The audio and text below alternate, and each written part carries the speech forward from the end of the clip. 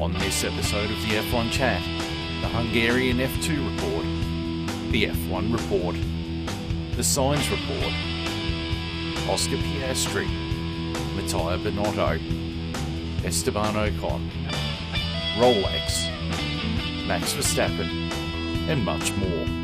Coming up on the F1 Chat. Yay, it's on. Hello there in Internetland. This is episode 14 of the 2024 season of the F1 Chat. I'm your host, Phil Lamington. Seated to my left is a man who... He's a man. It's JB. There you go, JB. He's a man's man. I'm fantastic, dude. Team fucking papaya. We're back, baby. We are back. And joining us via satellite, complete with computer noises going Complete on. with the windows crashing, blue screen of death.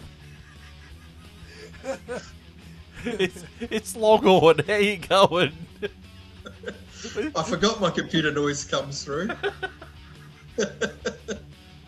Was that Windows spreadsheet? That was in Excel. Excel. It was Excel. He's communicating with the Williams head office. Via They dial-up. want to borrow my subscription to save money. They want your free license. CrowdStrike have just hit you. They need another 30-day free trial. They need my email. Downloaded an update from CrowdStrike. Right, so we just watched the Hungarian F1 a few days ago, and it was quite a good race. Rather eventful, to say the least. Yeah, for a lot of reasons. There are a lot of reasons. Right, but before we get into the festivities of the F1, we're going to do the F2 report, which means I'm going to hand the reins back over to Sir Longhorn to do it. Even though I did a pretty good job last week, it's not quite the same thing. So, hand it over, the F2 report, Sir Longhorn. You did a good job there, Phil. I got big shoes to fill. This week. Oh, that's a great pun. Zing. We've been punished with that one. It's the Punisher. Alrighty. We're going to change your name to Frank Castle now, the Punisher.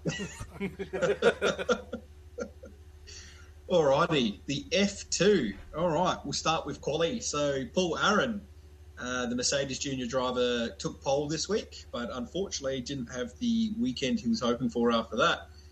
And I'll give you the top three for the sprint race. We had Richard for sure actually won the race, but for the second time in his career, it was determined that the plank fitted to the bottom of his car was indeed below the minimum thickness. So he got disqualified again. Which means Kushmani got promoted to P1, Victor Martins took P2, and Isaac Hadjar took P3. So then we got into the feature race, where lap 1, it was a slow start for pole sitter Paul Aaron, who made worse by his lockup that forced him to go deep at turn 1, dropping him to 7th. But it was an outstanding getaway from Victor Martins, who was in the lead before approaching the opening corner after starting 5th. And another driver at lap 1, turn 9, Antonelli dived down the inside to overtake Zane Maloney for 5th, which we'll get more into Antonelli in this race as I continue. It was a pretty good weekend for the Mercedes driver. Lap 6, safety car in good old F2 fashion was required when Paul Aaron made an absolute rookie mistake. Just trying to dive down the inside of Hauger and carried too much speed into turn 2 and just went in the back of Maloney, causing both drivers to spin and finish their race. This allowed several of the soft tyre runners such as Martins, Bortoletto, Fittipaldi, Hauger, Zach O'Sullivan, Oliver Behrman and Hadjar to pit for hards and complete their mandatory stop. In F2, you can't pit till after lap 6. So this was just the perfect timing for them to swap over with their strategy. Just works beautifully for them. Lap 8, we resume with Antonelli leading the way ahead of Bashaw and Kushmani. The trio yet to pit as they were on the hard tyre strategy. Antonelli quickly building up a 3-second lead to Bashaw, and this is where Antonelli really kicked into gear and showed us why he's so highly touted by Mercedes. It was good to finally see a race where we're seeing all the hype, because it hadn't really been there, you know. It hadn't been much consistency from him, but this race showed him. It looked like a man against boys in this race. Lap 15, Victor Martins goes down the inside of Miney at turn 1, with Bortoletto doing the same moments later on Amory Cordial for P6, Fittipaldi following him through shortly afterwards. Lap 18, Victor Martins dived down the inside of Shaw at turn 1 to move up to P2, but as he looked to close the 6.5 second gap to Antonelli, the safety car was called upon yet again, with Cadil having crashed into the barrier at turn 4. This gave Antonelli the chance to pit for the softs, and he came back out in 5th behind Hauger. But with 14 laps to go, the Italian was now in prime position to challenge for the race win. Racing resumed on lap 27 of 37, with Martins leading, Bortoletto in second, but they were quickly under pressure from Antonelli, who got past both Hauger and Fittipaldi before reaching turn 3. Antonelli's charge continued on the next lap as he dived down the inside of Bortoletto into turn 1. Following the safety cars, the race became one against the clock. With under 9 minutes to go, Antonelli used the DRS to his advantage and passed Martins on the main straight to take the lead. Bajor was also on the charge, making 3 overtakes to finalise the podium place in 3rd. On to the final lap, and Antonelli had built up a lead of 12 seconds before crossing the line to take his first feature race victory of the season, with Victor Martins in 2nd place and Richard Forshaw rounding out the podium places in 3rd. So it was... everything went right for him, don't get me wrong. He got all the luck in the world with the safety cars and somehow getting the strategy right, even though the strategy was right the first time for the soft runners. But he got it right, but man, once he put the foot down, he just took off. No one was catching him.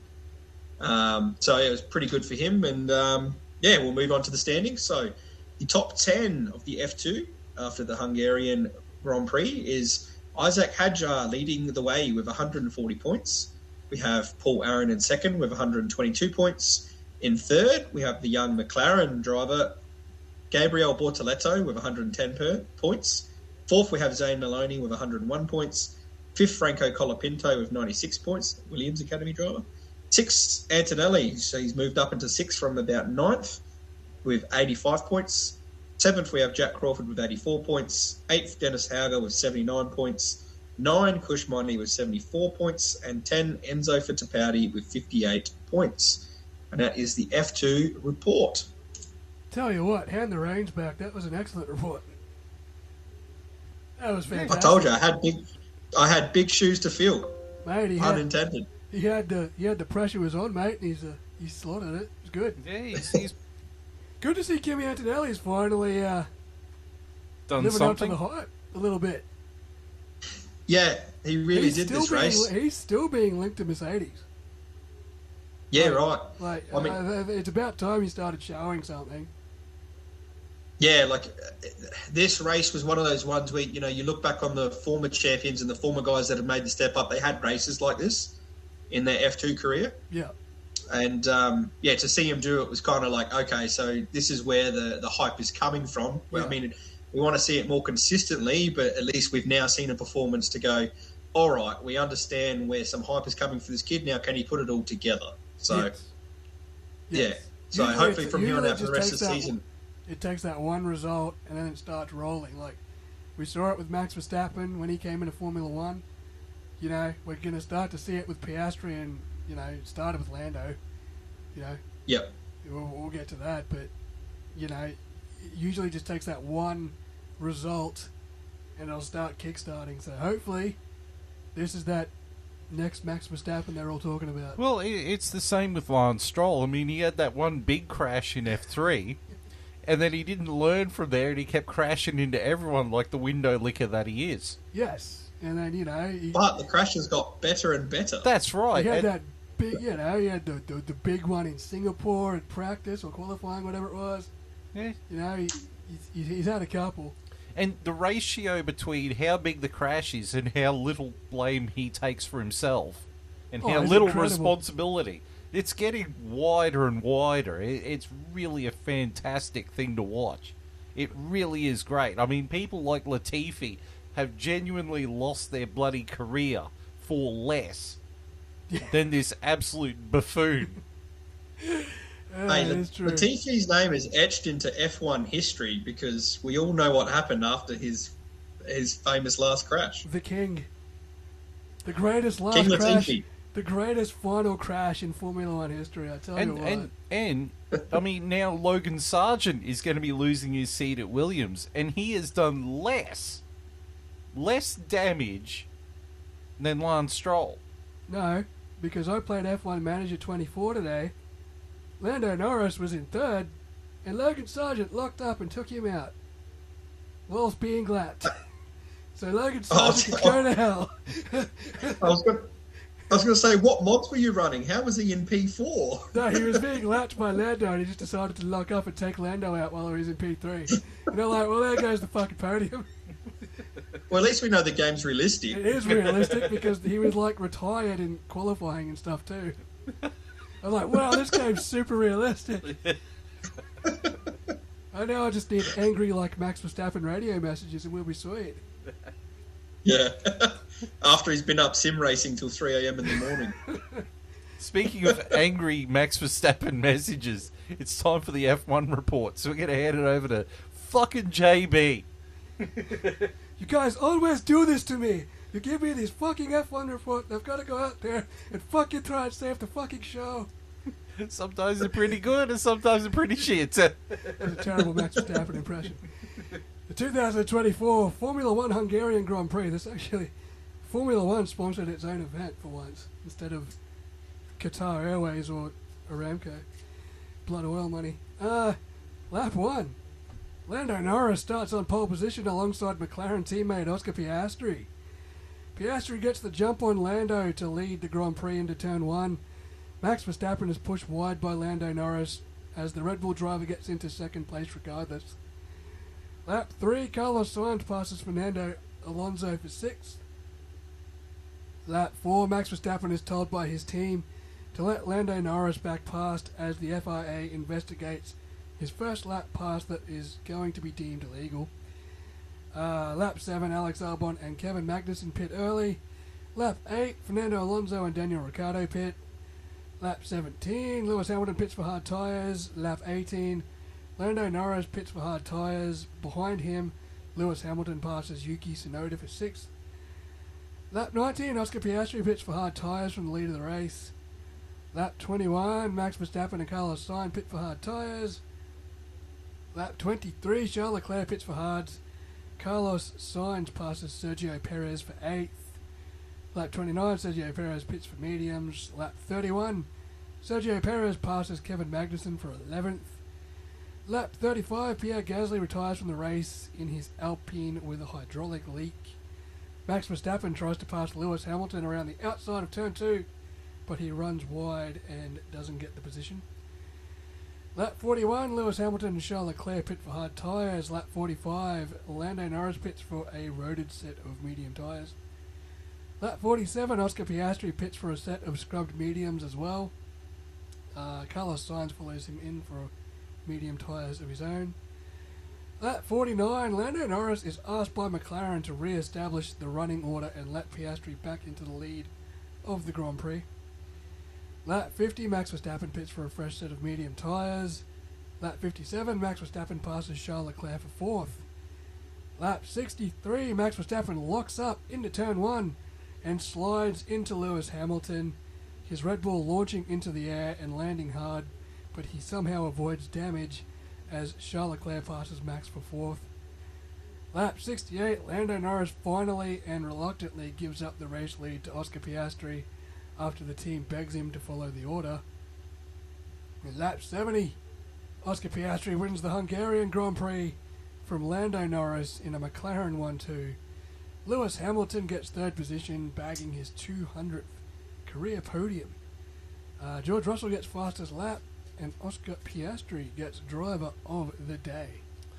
In 4th place is Charles Leclerc in the Ferrari. 5th place is Max Verstappen in the Red Bull. 6th place is Carlos Sainz in the other Ferrari. 7th place is Sergio Perez in the other Red Bull. 8th place is Osama bin Russell in the Mercedes. 9th place is Yuki Tsunoda in the RB. And 10th place is the window licker himself, Lance Stroll in the Aston Martin. Right, so let's... Wow. Where do we start? Where do we unpack this? I think we start at the top, don't we? How good is it, Oscar Piastri, a young Australian, getting his first win in F1? Absolutely brilliant. Absolutely brilliant. You know what? And for as much drama as the position swap at the end caused, it was the right decision. Oscar led that race, dominated that race until his pit stop. So it was what everyone doesn't realise is that the only reason Lando Norris ended up in front of him with that gap was because they undercut Oscar Piastri, which you would never do except in this circumstance where they thought Hamilton might have been able to catch them, but I don't think Hamilton was anywhere close. I don't think they needed to pull what they did, but they did it, and it was 100% the right way to give it back because that was Oscar's race, and there was no way he was not going to win that race if they hadn't have done that strategy call which favoured Lando. Yeah, I mean, they almost fucked it again. I mean, the fact now that the McLaren is actually the fastest car on the track now is pretty amazing. Pretty cool. The fact that they've bottled it on multiple occasions. The fact that when we're not winning races, it's because of a strategy error, shows how good this car is at the moment and how good these drivers are. Yeah, it shows how you guys are learning from the greatest team of all time in Ferrari. Yeah, learning how to fuck up strategy. Yeah, pretty much. But because, they were. They scared themselves. They overthought it. They almost outsmarted themselves. They overthought the situation. They scared themselves into making Oscar pit first because they thought Lewis was going to do something that wasn't really going to eventuate. They overthought the situation, and kudos to Lando because we've said on this podcast on multiple occasions, Oscar's done the team thing for Lando multiple times, and despite the reluctancy, Lando gave it back. So, despite the drama and the, Lando trying to prove a point, he did the team thing. So we avoided that for now, but we'll see going forwards, especially if McLaren start closing this gap to Red Bull, and Lando starts closing the gap to Max.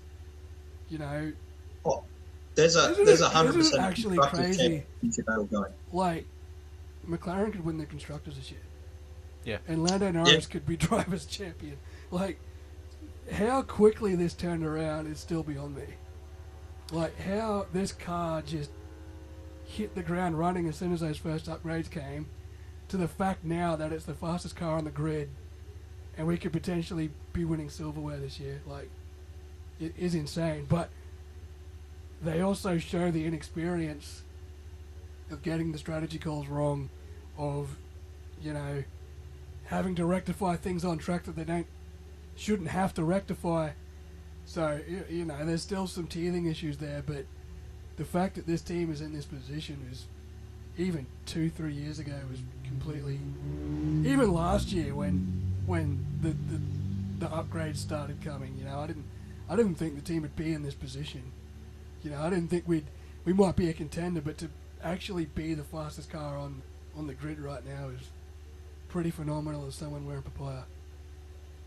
Well, I was going to say, look, I wouldn't have begrudged Lando Norris too much if he said no on the grounds of I'm competing for the Drivers' Championship. He said that multiple times on the radio, that I am the closest to Max Verstappen. Yep. So mathematically it made sense to let Lando win this race. And I think going forwards, if that gap continues to close, he will get preferential treatment. McLaren aren't that stupid. But then it also is starting to show there's cracks in Max Verstappen's armour. Yes.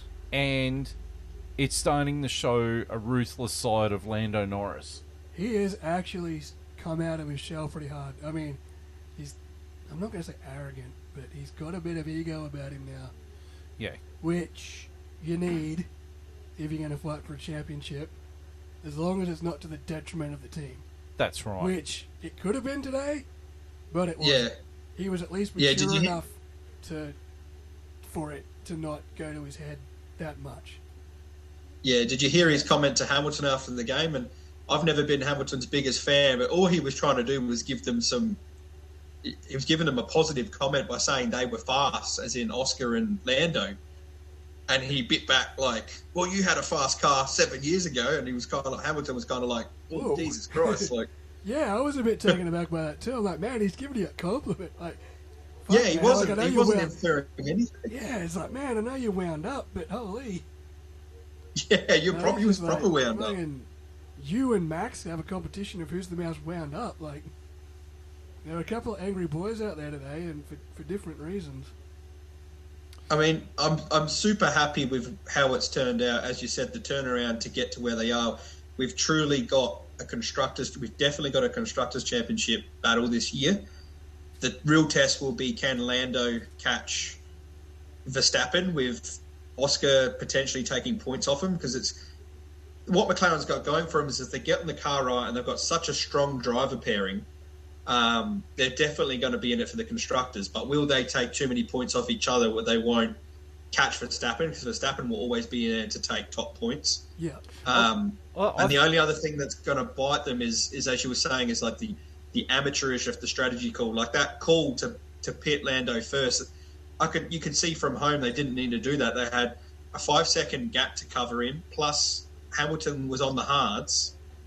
And Lando had the optimum tyre strategy to finish with the mediums. Like, yeah, they both went out on essentially brand new yeah, mediums. so like it was like when they did it, I'll be honest with you, because I stayed up and watched this race up until that point, and I went to bed because I got so mad. I was like, McLaren stuffed Oscar here. They've stuffed him, right? And I was like, they've given it to Lando. I can't believe it. I can't believe they've done it. Because in my head, I was like, they did not need to do that. Like they're biting at ghosts here, you know? Yeah.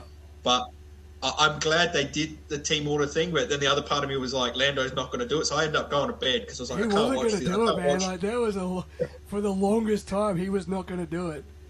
But yeah, I was like, he's not going to do it. I'm really glad that he did, but Yeah. I wouldn't expect him to keep doing it, especially if that gap starts closing. But the thing is, now you can start expect Oscar Piastri to start questioning whether he's going to do it for him and for Lando in future, knowing that in the back of his mind, Lando may not do the job, for a wrestling term there, do the job for him again. So then you might end up with a inter-team rivalry. We could have a Senna Prost, fucking Fernando Alonso, Lewis Hamilton thing going again. Yeah. McLaren's dealt with this before, don't worry. The thing is, the thing that's helping McLaren the most isn't just having a great car, but it's the fact that Sergio Perez is misfiring so badly now. I mean, it's bad when the last 6 or 7 races, Nico Hülkenberg has outscored Sergio Perez. Hülkenberg! In a half! Whoa. Logan Sargent's out-qualified Sergio Perez, is it like 7 times? Yeah. I mean... Have you seen that stat where it says Logan Sargent has never out-qualified Alex Albon in 33 races, but he's out-qualified Perez in 7? Yeah. That's fucking insane. What the... Like... So because Perez is misfiring so much, McLaren's walking in. Even Christian Horner is like, we are fighting a Constructors' Championship. It's 2-on-1. It's a handicap match at this point. Yeah, on one leg. Yeah. Yeah. It's McLaren's favourite right now, 100%, because they've got the driver Red pairing Bull in the want car. to change it, they've got to dump Sergio Perez. But they've got to, if they want to change it, they have the option to. They can put Daniel Ricciardo in that car at Spa. But Well, personally, I think they have to. It might come to that, purely for the fact that I think they have to. the gap in the constructors is closing so quickly that they're going to do it. Like, if Daniel Ricciardo gets announced as a Red Bull driver, it probably won't be Spa because it's like 3 days away now. It's like tomorrow, actually, first practice. But this announcement could come probably after Spa. Like, if Sergio fucks it again, and he's every chance to be in the wall at Radion in fucking Q1, you know, I wouldn't be surprised if Sergio Perez loses his seat imminently. Look, I have another theory, and we'll come back to it a bit later because we've got the signs report returning about the current state of seats and teams and shit like that. So we'll get back to this. This is a good little topic. But we'll talk about Oscar Piastri. He drove... What a driver. Absolute. It was the race win he's deserved because he has driven extremely well. This is his second season in F1. Yeah, he's is, that kid, man. He is proving to be world class. Oh, he is, man. And did you hear Andre Stella's words? And here's an interesting stat, and this is going to be the thumbnail for the video, is that he is the 5th Australian to win a Grand Prix in the history of F1. And I got to tell you, I have to tell you this. I was super proud hearing Advance Australia Fair on the fucking podium. You damn right. That was on, man. You get that sense of pride. You can, being a Ferrari supporter, you can hear the German and then the Italian national anthem until the cows come home and go, yeah, it's Michael Schumacher and all that. But hearing Advance Australia Fair, and you know who the last Australian to stand on top of the podium was? Daniel Ricciardo and a McLaren 1-2. Yes. At Monza 2021. So, history. Yeah. History comes back. And Lando Norris had to play second fiddle yet again. Yeah. But, no, Piastri drove the legs off that car. He won that race in turn 1 because I guarantee you if Lando Norris had maintained... And Lando is 0% converting poles to race lead in lap 1. Every time he started on pole position, he has not led the first lap. So, kids, something to work on. But yeah, he lost that race in turn 1. You know what he needs? He needs Denzel Washington walking around with 2 bricks rubbing it together, telling him the gunshot holds no fear. The gunshot holds no fear. Yep, maybe he's going to take starting lessons from Mark Webber. Because obviously Oscar Piastri hasn't taken start line lessons from Mark Webber because he nailed his. Yeah, well. Yeah. It was a pretty epic turn 1 with the 3 cars going into it. Yeah, that could have been disaster. I held my breath, I'm not going to lie. I held my fucking breath watching him go in there. I'm like, please don't hit. And then Max is steaming down the outside. I'm like, oh, I got flashbacks of like when Lewis Hamilton hit Lance Stroll and shit, and well, was it Bottas? Was it Hungary in the rain where Bottas locked up and took everyone out? I think it was like 2020, maybe. Yeah, 2021. Yeah, 2021. On one. I got visions of like, oh, it's gonna happen, but I got through clean, and we got the perfect result. Then you get Max Verstappen and his sending it from fucking orbit on Lewis Hamilton and launched his car in the air. Like, Max Verstappen in this race. And then tried to blame Lewis. Yeah. He did a Lance Stroll. He was embarrassing this weekend, Verstappen. He was driving on tilt, and he was driving like a driver who'd been up at 3 in the morning sim racing and hadn't had enough sleep. 3 in the morning in sim racing, and Red Bull have put a curfew on it now. Yeah. Red Bull have come out and said you can't do that again. So that's it. Yeah. You've burnt your fucking bridges with us. You're going to be up at 3 a.m. sim racing, and then you're going to drive like shit, and you're going to fucking yell at everyone. Yeah. You're not fucking, you're not a kid. You're fucking. And stop acting like a kid. That, the worst that's trying to pull a sickie and not go to school. The worst part about it is the abuse that GP cost.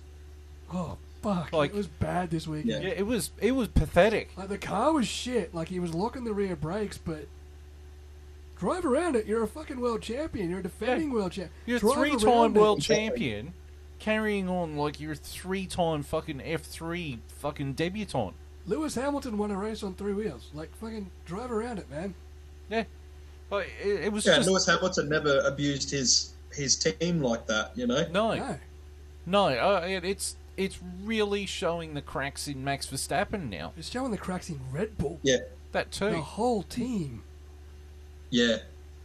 Yeah, I can understand, like, Charles Leclerc getting frustrated about whatever and saying, this isn't the right strategy, or getting short with them when he asks them what the plan is and they say, we are checking, and he has to come up with the strategy on the fly because the team is sitting there going, we're playing Uno instead.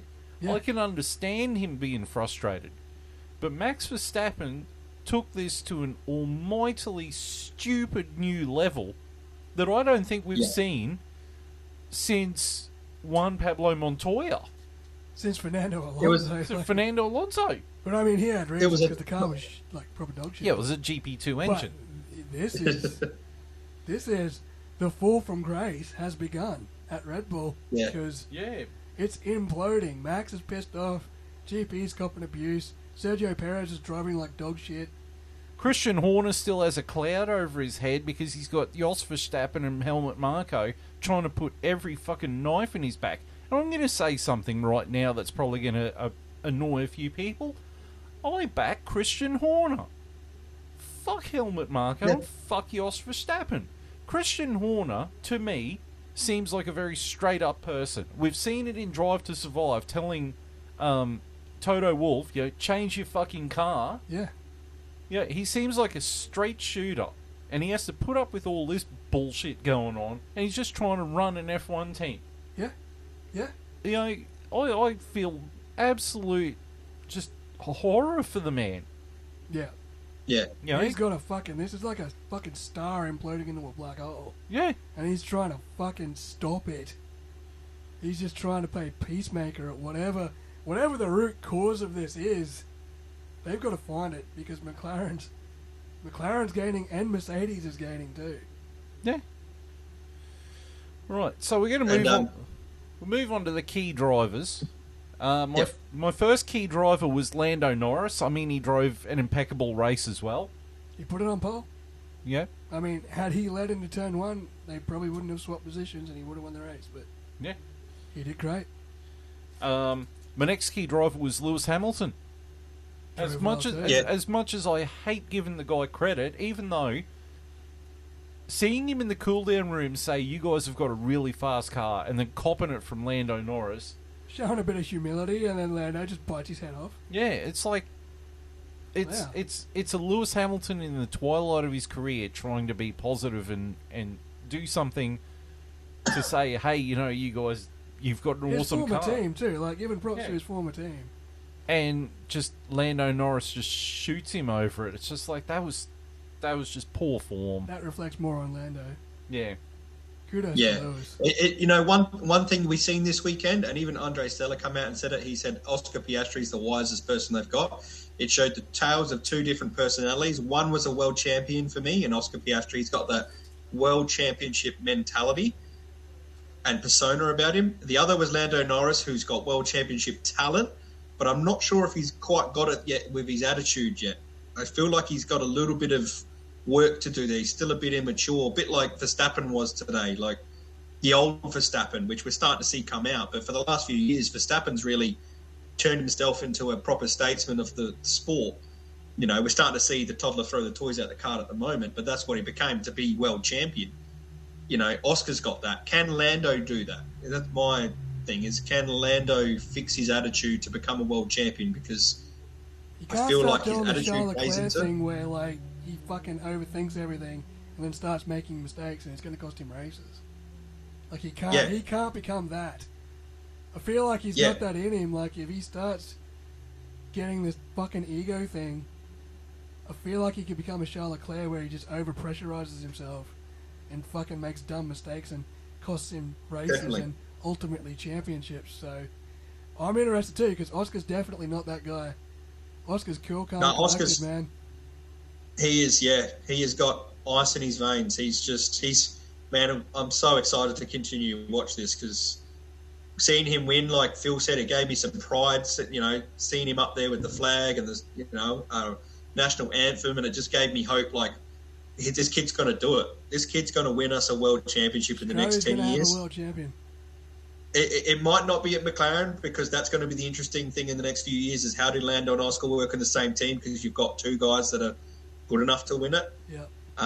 So we'll get to that, but wherever he goes, he's going to go to a team that's going to give him a car and he's going to put it there and he's going to win one, man, and I can't wait for it because, we've been wanting to see an Australian world champion for so long. We had Daniel Ricciardo there and he was our great hope for so long, and unfortunately he made moves that just didn't quite get him there. Yeah, we had and now this young kid's come through. Fucking close in 2010. fucking led the championship into Abu Dhabi and then shat the bed. You know? Yeah. That was the closest we've been to a champion. Since 1980. Since Alan Jones won one. In 1980. But, yeah, you know, he will win a championship. I hope it's at McLaren. Yeah. But I think the car's good enough. If it's not this year, fucking stay on the trajectory, because next year, we'll go, if we don't win it this year, we'll go fucking close next year if we can keep it up. But 100%. we've got to get Lando and Oscar working together. Like, they're gonna. I mean, Oscar's willing to do it. Oscar's willing to do it. It's whether or not Lando can put up with the pressure that Oscar's going to start putting on Lando, because, you know, for the longest time, Lando's kind of been the one. I'm not saying they had a clear-cut number one, but Lando's been he's been in the team longer, and he's been probably putting in some bit better performances. So Oscar's happily taken the back seat and doing everything right for the team, which has favoured Lando. But now it's going the other way. We've got a clean slate now. You know, they've both done it for each other. Where do we go from here? Yeah. Is Lando going to be happy doing it for Oscar in the future, or is he going to start being like all for himself? Because that's going to be the one thing I feel like McLaren's going to have to. Lando finally, like, you know, this is Lando's team. You know, he's finally at that point after, you know, Daniel Ricciardo came in and been his teammate and then fucking left. You know, he had to play second fiddle to Daniel Ricciardo through sheer experience. Then he leaves, and it's finally Lando's team now. And now Oscar's right with him. And now it's like, now he's got in the back of his head, is this still my fucking team? Like, now Oscar's got pressure on him like he hasn't had. So we will see going forward. So that will be either McLaren's biggest strength is having the best driver pairing on the grid that can work together, or it's going to be their biggest detriment, having the two best drivers on the grid that fucking want to reenact 1988 with fucking Senna and Prost, or 2007 with Alonso and Hamilton. So that's the biggest question at the moment. Everything's fucking sweet. It's just, how are they going to fucking play it? How's Lando going to play it? I love Lando, but he's going to be the one that he's either going to play this with a straight bat or he's not. And we will see. My next key driver was Charles Leclerc. Drove a sensible race. Yep. Got points. Yep. Probably the best they can expect from that Ferrari at the moment. Yeah, well, they've taken all the upgrades off it because the upgrades sent the car going backwards. Yeah. So they've stripped all the upgrades back and are working on new upgrades to try and get it to do. But I think they've just got to try and survive and stay ahead of Mercedes this year. I don't think they're going to be challenging Red Bull or McLaren for the rest of the year. Mercedes is probably equally the second fastest car on the grid now with the Red Bull. Ferrari have got a fight on their hands and they want to stay there. Ferrari really do need to bank on Adrian Newey joining the team at this stage. Yeah, I don't think they're going to hold Mercedes off, to be completely honest. Yeah. Like, when was the last time? Who stood on the podium for Ferrari this year? Charles Leclerc won Monaco. Was that the last time a Ferrari driver was on the podium? Because they haven't been up there much lately. Sainz has had a couple podiums. Yeah, but I mean, like, within the last, because Hamilton's been on the podium a few times. The McLaren boys have been on the podium a bit. Max has been on the podium. I can't remember the last time I saw a red shirt out there. I think it was Spain. Probably Monaco. Spain. Well, yeah, I mean, obviously Charles Leclerc won Monaco. Yeah, no, it was Spain. Charles Leclerc came third. Yeah. Yeah. Oh, I'm just saying, like, it's been a while since I've seen a red shirt on the podium. Yeah. My next key driver was the other red shirt, Carlos Sainz. Yep. You know, just wherever the fuck he's going next year, he's solidifying his claim. Yeah, staking his claim. All right. Now we get to the helmet drivers and the PK kick. Just quickly before we move on, I just want to quickly go back to Lewis Hamilton. I've actually really enjoyed his comeback the last couple of races. As much as I hated watching him win, I enjoyed watching him win Silverstone. Well, I did not begrudge him winning Silverstone at all. I was quite happy for him. I was too. I don't want to see him win anymore, but seeing him win that, I was like, was kind of like, for me, almost like I'm glad he got that one last thing, because I don't see him. Or maybe he wins the World Championship with Ferrari next year. We forgot about that, but, you know. The eighth to go past the Michael in the red machine. That's what they call poetic justice, or poetic. To me, it was a nice. This is a poetic middle finger aimed at you.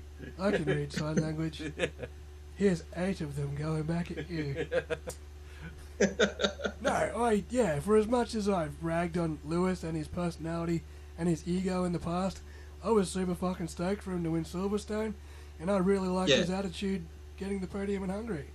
Like, he seems like he's taken the ego out of it now, and he's just been, you know, there's a humble side to him, which I really enjoy seeing the human side of Lewis. Like, I feel like he is a good dude and a cool dude on the human side of him when we get to see it. So, you know, it's good to start seeing him calm down and be a bit more human about it and a bit more humble about it. Yeah, I agree. When he's not dressed in purple garbage bags, he's probably pretty cool. Yeah, when he's just being him fucking self and not trying to make some sort of weird statement or thinks he's Usher, you know, he's alright. Alright, so the helmet drivers. My first one, purely because I needed someone to fill the numbers, is Zhou Guanyu. I mean, he finished dead last. Yeah, but he's driving a Sauber. True. But, you know, I've got to put someone in here. Okay. I can't put Logan Sargent in there. He finished a little bit higher. He didn't finish last. Yeah. He brought the car home. He was in Q2, I think. Yep. Yeah. Good on him. See, we can't even bag on him. He made Q2. So, yay! Woo! The alumni's out. He's clambered out of the fucking night circle of hell. So, unfortunately, now leaves 2 people that very much deserve to be in this category. The first one, Sergio Perez. Like, he's just misfiring he's still. He's becoming the alumni. Yeah, Sergio Perez is taking Logan Sargent's spot as alumni. And I mean, sure, he got points, which is the first for 6 races, but in that car, he should hasn't been good enough for a long time. Yeah. And if Red Bull is serious about winning the constructors, he needs to lose his seat ASAP. And he's got a qualifying issue. I think he's got a Sergio Perez issue. Well, he's got a race issue too. Like, where did he qualify?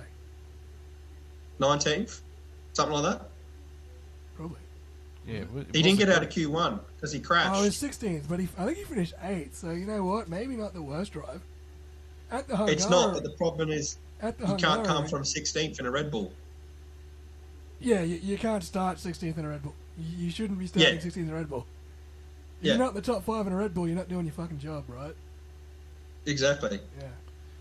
And, look, I think this one's pretty obvious. Slam dunk. Max Verstappen. Yep. Like, without doubt. Just the tantrum, the sending it from the fucking moon. Which is okay if you pull it off, but when you don't. When you launch your car in the air and then it's someone else's fault. And then somehow it's Lewis's fault for turning into it's GP's fault and it's this person's fault. And GP's got to get on the radio and say, mate, this is childish. Childish. It was. GP was absolutely right to go on the radio and say, this is childish, Max. Yeah. You know, I mean, I can understand Daniel Ricciardo being pissed at RB afterwards when they boxed him way too fucking early and send him out and he's in the middle of a DRS train. Yeah. I mean, he was pissed. Every right to be. And when he said, like, what the fuck, the team wouldn't apologise to him. They're like, well, you know, we'll review it and da-da-da-da-da. And he's like, fuck reviewing it. I'll give you the review right now. I'm stuck in the fucking DRS train. Yeah. It sucks. It's shit. So, who are we voting for? I'm going to give it to Max. I think it's not even a question. Sergio Perez's form is poor, but that's poor form how he carried on. Yeah. It's Max. Like, it was just an absolute... That is the embodiment of the unraveling of Red Bull at the moment. Yeah. When the defending world championship leader is driving on tilt and blaming everyone else but himself. And the fact that Christian Horner can't pull him up about it because you've got Helmut Marko and Jos Verstappen sitting there poking their fingers in. Maybe it's the best thing for Red Bull to let go of Max Verstappen. Maybe. Get Oscar Piastri. Well, He's locked down for another 2 years. You keep your hands off him. all right. So Max Verstappen Yeah. Yep. Slam dunk. Yeah, for the win. Max Verstappen. Right. News. Mattia Binotto has joined the Audi F1 project. He is replacing Andreas Seidel, who has left, and Matt Hoffman, who is the Audi CEO or Audi Sports CEO. Him and Andreas Seidel apparently didn't get along, and they've both left, and now Mattia Binotto has taken over the project. So they hated each other. Instead of one leaving, they both left. They both left. It's like when you're going down a sidewalk and neither of you want to get in the way, so you both walk on the grass. Well, apparently, That's what that was. apparently the Audi board let go of Andreas Seidel He can come back to McLaren. because he couldn't sign Carlos Sainz. Really? That's the driver they wanted. And so, fuckface, Harry Potter, Yeah. Mattia Binotto, I think they've hired him to try and get Carlos Sainz to sign on the dotted line now. Also, I don't think the Audi board are really happy with how Sauber is going. Because I think I wouldn't be. I The think team that- you're taking over's got 0 points. but also, apparently, they're trying to headhunt a team principal. So, Mattia Binotto is going to be the head of the project, but he's not going to be the team principal. Good. That's good, yeah. That's very good. So they're not that dumb. Okay. I don't know. Do you want to know who they're headhunting for the top job as team principal? What Marzaf now? Gene. No. Gunter Steiner. No. And it's not... Eric Broulier. No, it's not Eric Buffet. They want Mike Crack. What Mike Crack? They're trying to get Mike Crack away from Aston Martin. I feel like there's more options out there than Mike Crack, but okay. I feel like Mike Crack is being... At least he won't be held hostage by the Stroll family. Well, yeah, well, that's him. Mike Crack is being smushed by... He is being... The Crack can be smushed as it wants. Mike Crack is being smushed by the Strolls. I'm Because so let's- glad we have to mention Mike Crack again. It's been so long Yeah. since we've had to talk about Oh, Mike he's a Crack. crack up, isn't he? Look, I feel sorry for Mike Crack. I have to say it slow, because every time, if you say it too fast, you just end up sounding like a buffoon. Mike Crack... It had to come back Gee. eventually. So, Michael Crack... No, it's just Mike. Michael I Crack... feel like after this point, if he wanted to be called Michael, he would. But it's Mike Crack. Like it's how he wants to be called. Okay, alright. Mike Crack. Yeah. Because he keeps laughing. So, Mike Crack...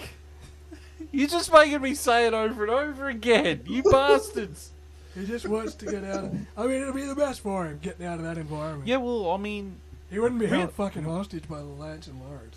Well, I mean, he really just seems like he's a figurehead and a puppet for Lawrence Stroll anyway. So Lawrence Stroll might as well let him go. You don't see or hear much of him, eh? Like, honestly, as a team principal, you don't see fuck all of him. No. We haven't talked about him since he got announced. Yeah. I've seen I him on don't think. TV. I've seen him on TV twice. Yeah. And I think they interviewed him once, and then just showed him on the pit bull randomly. Yeah. Like he's so invisible. Yeah. Like you wonder how much fucking sway he's got. Obviously, fuck all is the answer. He's got fuck all crack to go around. You don't have much crack, old crack. Crack my boy. So, yeah, Mattia Binotto is joined Audi and Andreas Seidel is out. I'm really surprised Andreas Seidel left. But okay. James Key is still there as technical director, though. That's big for them. But he had no input in this year's car. Yeah. It was already designed, so we'll see what he comes up with next year, if he still has a job. I don't have a photo for this one, but at the end of this year, F1 is dumping Rolex as their timing. No, the time is wrong. And it's going to be either Tublot Yeah, Tublot or Tag Heuer. And they've got the same parent company anyway, so it doesn't fucking matter. Yeah, that's weird. Yeah, but Rolex is out at the end of the year. I could see them going to Tag Heuer. Yeah. Yeah. Okay, that's sad, I guess. Yeah. The only time I see the Rolex is when the clock goes to fucking thing. Or when they come to Australia and it's the Rolex Australian F1 from Melbourne. You got Rolex everywhere, but I do like the Rolex clock that they always zoom in on it fucking right when it hits 3 o'clock so they can start the formation lap. It's a nice touch. They really need a working class brand as their timing sponsor. I mean, Casio. Or, if they want real working class, Omega. Or, Omega. Omega. Yeah, because everyone can afford one of them. Just a digital. What about G-Shock? Yeah, G-Shock. G-Shock. That's Casio. The G-Shock Melbourne F1. Nothing more Australian. Other than that, or if they get the tradie watches. The tradie brand watches. The tradie F1. I can't be the only guy that misses the Foster's Australian Grand Prix, right? Yeah, I miss it too. Yeah. Especially in Adelaide. Even the Americans are just like, yeah, I'll drink Foster's. I don't even know where to buy Foster's anymore. Dan Murphy's. They're fucked though. It's not the 90s. Yeah, it's like some weird new fucking recipe that no one drinks. Right, so now we get to the signs report. Here we go. Here we go. Right, so, Signs still hasn't announced where the fuck he's going. I know. Obviously not fucking Audi. Well, not yet. Well, apparently he's still an option to try and snag him. But there's another seat that might actually be available for him. Believe it or not. He might, if they can tolerate this fucker until the end of the year, he might be the one replacing Perez at Red Bull. Really? There's a rumour going around that he's on the table for that one. Well, I thought in the system.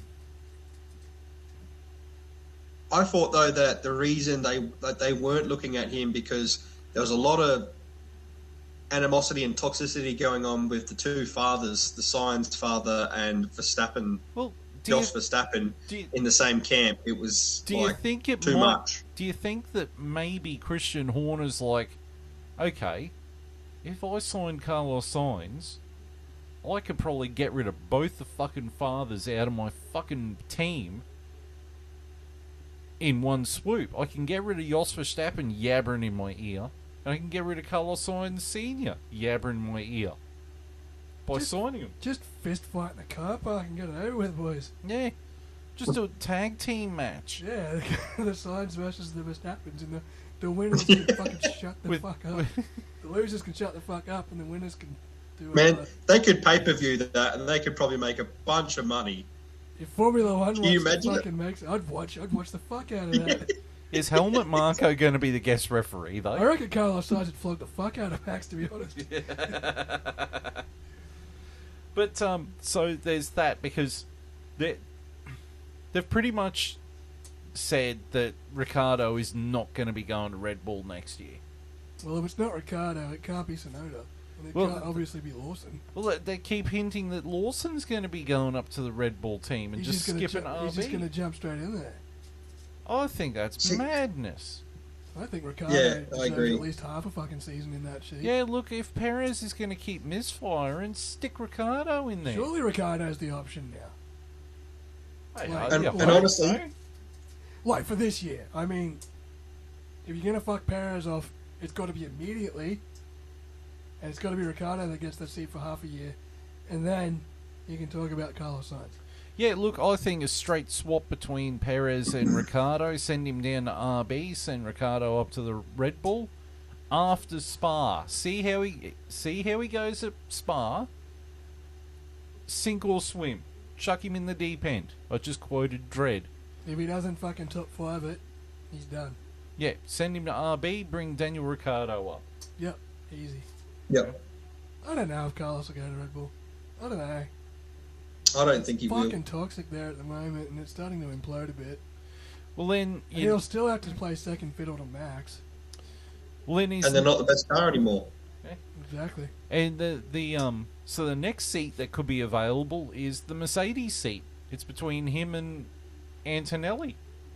I think it's too soon for Antonelli. You take Carlos over Antonelli at this stage. Yeah. But Mercedes is willing to play the long game and wait to see how Antonelli goes. I still think it's too soon. Yeah, I do too. But, I mean... if Antonelli's caught wind of it the way he drove this weekend, maybe. Yeah, well, I mean, Haas signed Oliver Behrman, so... Yeah. I mean, if I definitely don't think Antonelli's ready for next year, but let's say Antonelli comes out and wipes F2 and wins F2 next year, he'd have to be in for a seat the year after. Yeah. And if they sign Sainz, I feel like it blocks the pathway for Antonelli because they're not going to get rid of Russell. So I feel like Mercedes are only either going to promote Antonelli too early or get a stopgap driver, which Sainz isn't. So that's the only thing I see holding it up. Or... Unless they loan Antonelli out to because if you sign Carlos, how long are you signing him for? Yeah, well, you sign him for 2 years. Would it be a 2-year deal and then fucking... Yeah, but then what if Antonelli goes out next year and dominates? You send him to Williams. I guess it's an option. Hey, we're not just Mercedes junior team anymore, okay? We're on the up, all right? We signed our own drivers. We signed Logan Sargent, all right? Our own academy driver. Well, they're dumping Logan... Who are they replacing Logan Sargent with, have they said? They haven't said yet, but we might as well talk about Williams now because they were still keen on trying to sign Carlos Sainz, but a new challenger has emerged. Valtteri Bottas has been having meetings with Williams. I'm not against Bottas going back there. No. I wasn't against Bottas going back there when he signed with Sauber. Yeah.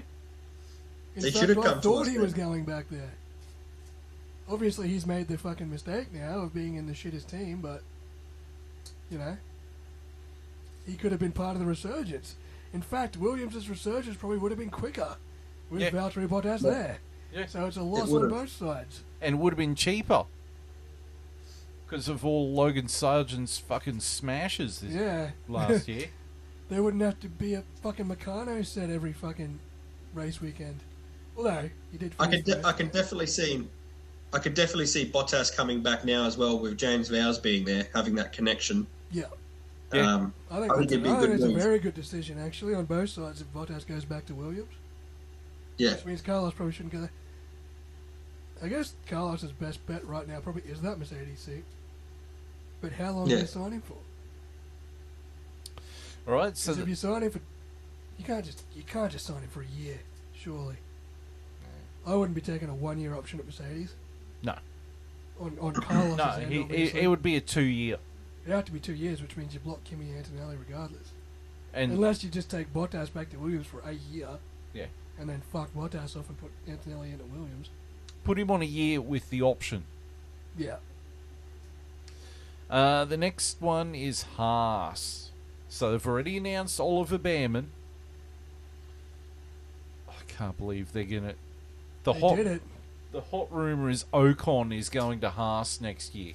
The hot rumour was confirmed about an hour ago. You fucking joking? No. Haas signed Esteban Ocon. Piss off. Haas signed Esteban Ocon on 2025 on a multi-year deal. Which is fucking incredible. Horrible signing. I don't get it. We thought Lance Stroll re-signing at Aston Martin would be the worst thing we saw this year. Fucking, it's in the group chat. I put it in the group chat. I just found it now on the F1 thing. Yeah, so. More breaking news on the F1 chat. Fucking Jesus! The French motherfucker somehow landed on his feet. Why would you sign him? Why would you sign Lance Stroll? I don't know. Yeah, but Lance Stroll's dad owns the fucking team. I can understand that.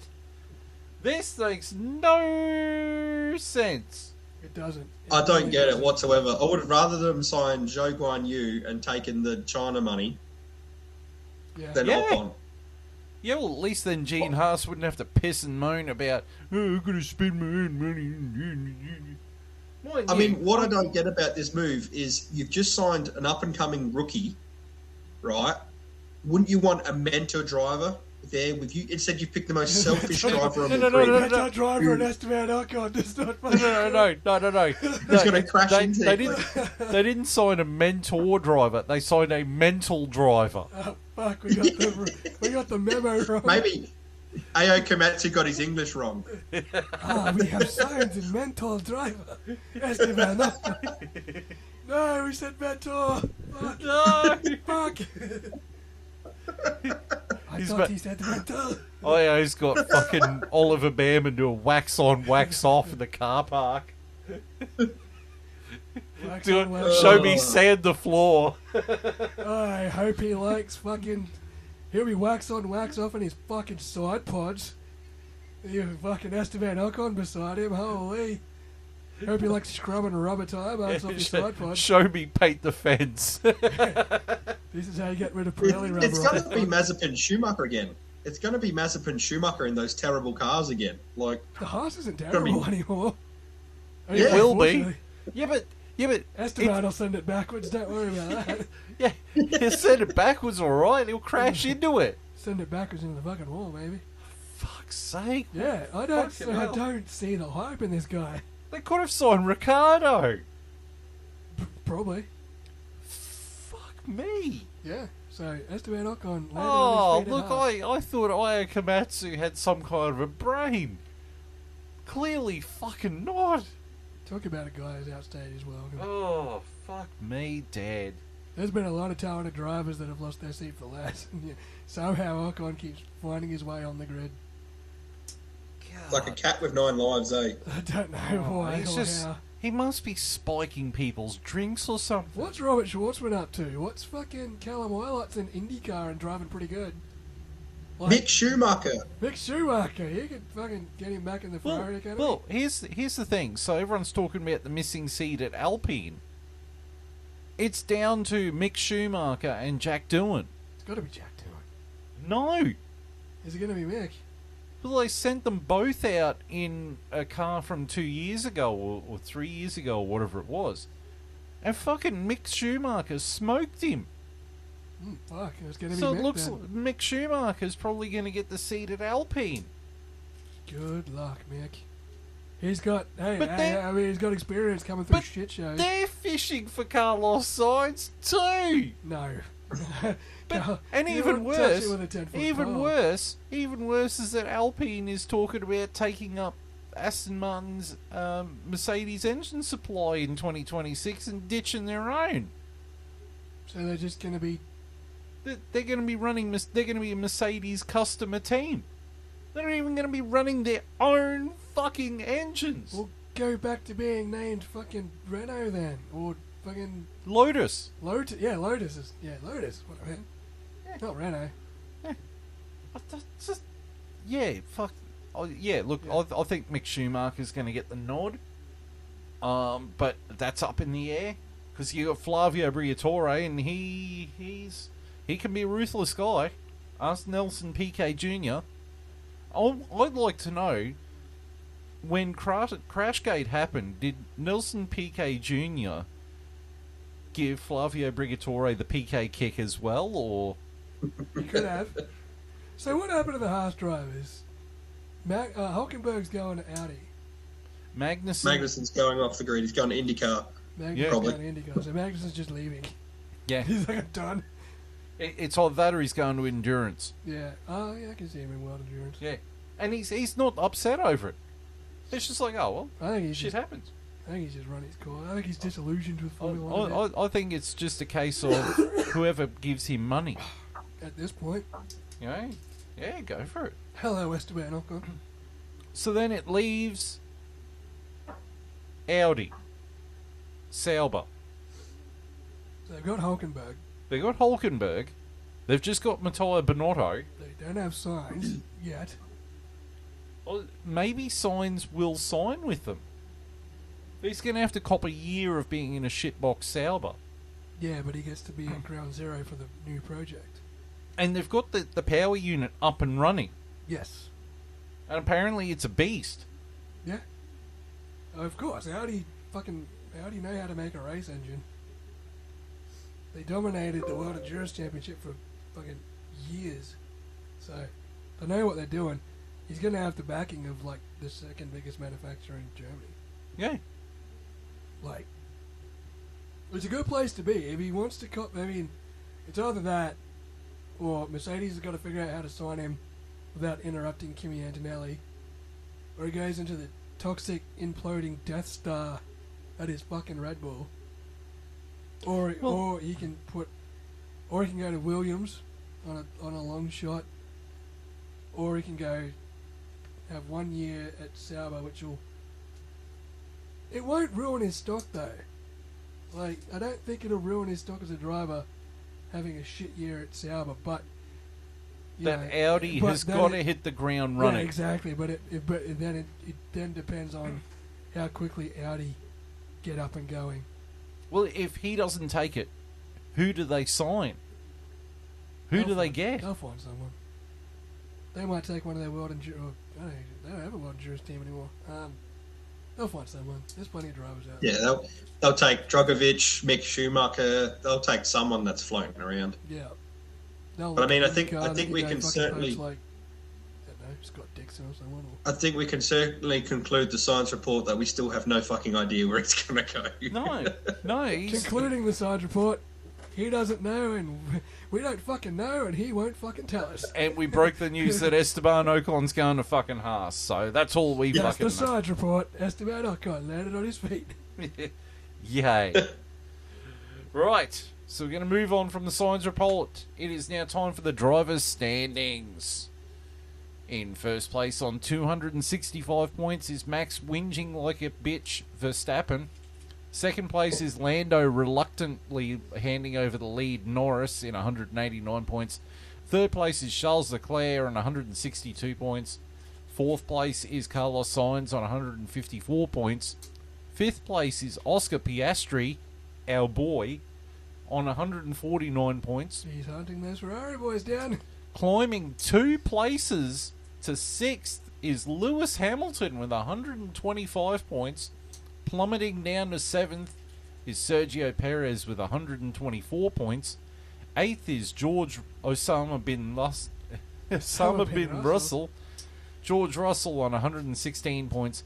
9th place is Fernando Alonso on 45 points. And 10th place is the window licker retard himself, Lance Stroll, with 24 points. As much as a window licker he is, he does love clinging around that 10th spot, doesn't he? Yeah, well. Given his fucking eyebrows always popping up down there.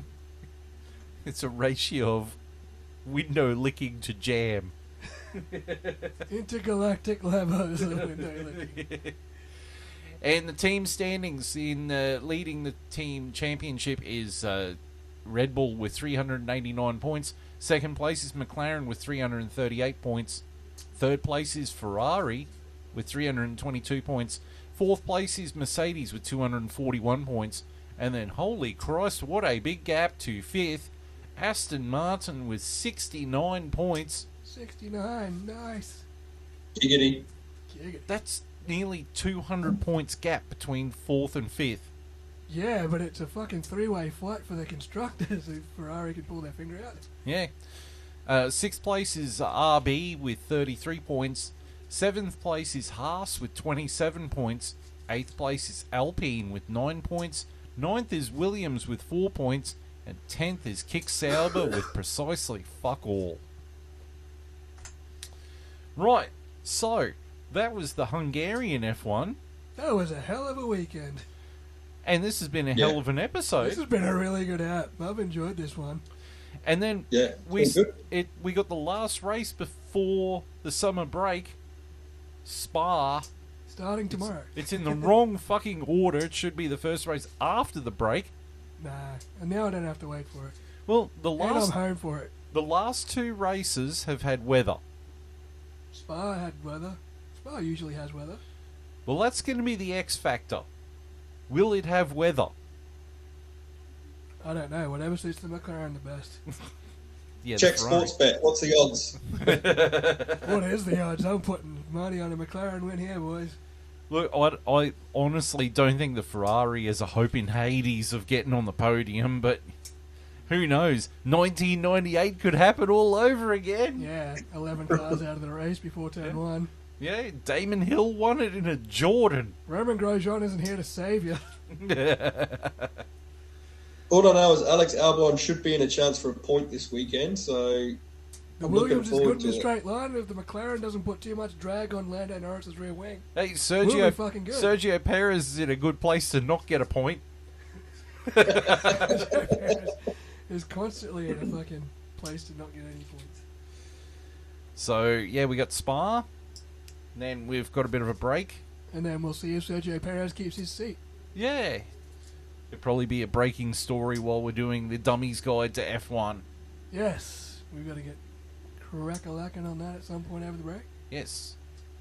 And also next week is the 1st of Augustus, Yes, which means it is time to watch Rush. cinematic masterpiece. Yes. Unless you want to watch Driven. Then you're a lunatic. I said cinematic masterpiece. I guess I could count for either Driven or Rush equally. Right. So, we got to do the socials. We're going to do the socials.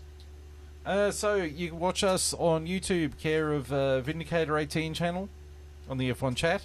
You can also watch us on the dedicated channel, the F1 Chat 1. You can talk to us on Facebook, the F1 Chat.